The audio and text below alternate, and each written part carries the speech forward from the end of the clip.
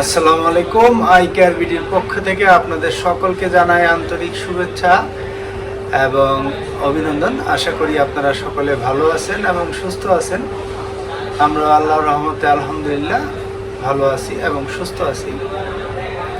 আজকে প্রায় দীর্ঘ অনেক দিন পর আপনাদের সামনে উপস্থিত হয়েছি আরেকটা নতুন ভিডিও নিয়ে। আজকে আমরা যে ভিডিওটা নিয়ে আপনাদের সামনে উপস্থিত হয়েছি সেটা হচ্ছে iPhone 13 Pro Max totally dead. আমরা এটাকে বেসিক্যালি শর্ট সার্কিট বলে থাকি। শর্ট সার্কিট স্পেশালি আমাদের মতো সাবকন্টিনেন্টে, মানে এশিয়া রিজন বা বাংলাদেশের মতো সাবকন্টিনেন্ট যে সমস্ত কান্ট্রিগুলো আছে সেখানে শর্ট সার্কিট প্রবণতা খুব বেশি দেখা যায়। এটা নির্দিষ্ট কোনো কারণ নেই, তবে সম্ভবত ওয়েদারের জন্য এর জন্য বড় একটা নিয়ামক হিসেবে কাজ করে। কারণ হচ্ছে আমাদের ওয়েদারে হিউমিডিটি অনেক বেশি। আর একটা জিনিস হচ্ছে আমরা ইলেকট্রিসিটি 220 ইউজ করি, বাইরে হয়তো 110 ইউজ হয়, যে কারণে এটা একটা কজ হতে পারে। আর এটা হচ্ছে আমরা অরিজিনাল অথরাইজ বা অথেন্টিক চার্জার ইউজ না করার কারণে আমাদের এই সমস্যাটা বেশি হয়ে থাকে।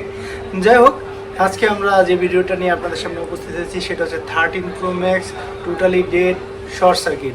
এখন আমরা এটাই রিকভার করব এবং আপনারা আশা করি আমাদের ভিডিওর সাথে থাকবেন এবং আমাদের অবশ্যই ভিডিওটা লাইক দিবেন, আমাদের চ্যানেলটাকে সাবস্ক্রাইব করবেন।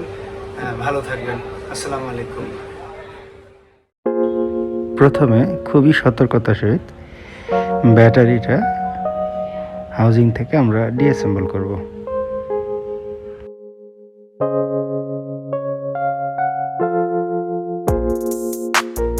পর আমরা হাউজিং থেকে মাদারবোর্ডটা বের করব এবং অবশ্যই খেয়াল রাখবো যেই মডেলগুলোতে 5G অ্যান্টেনা আছে, অর্থাৎ 5G মডেলগুলোতে 5G অ্যান্টেনা খুব সতর্কভাবে রিমুভ করতে হবে। এই পর্যায়ে আমরা মাদারবোর্ডের পেছনের অ্যাডিশনাল স্টিকার বা হিট প্রোটেক্টিভ স্টিকারগুলো রিমুভ করব। এরপর আমরা মাদারবোর্ডের দুটি পার্ট আলাদা করব।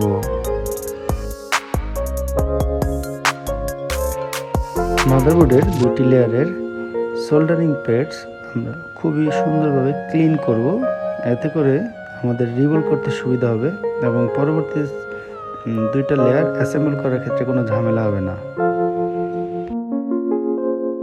এই পর্যায়ে আমরা মাদারবোর্ডের শর্ট সার্কিট কোন এরিয়াতে বা কোন পার্টিকুলার পার্টসে বা পার্টিকুলার জায়গাতে আছে সেটা আমরা ভোল্টেজ ইনপুট করে বের করব।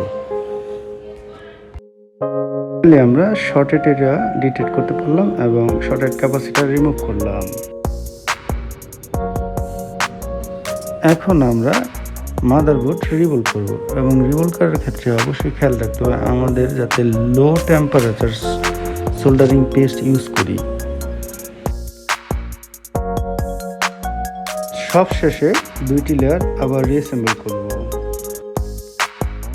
Finally power is on.